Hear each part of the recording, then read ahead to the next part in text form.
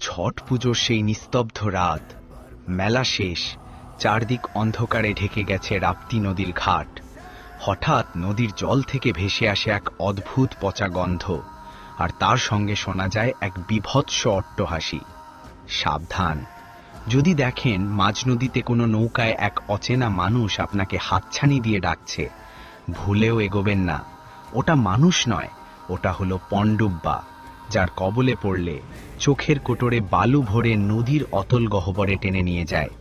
একবার পাশে থাকা আপনার সবচেয়ে কাছের বন্ধুটির দিকে তাকান।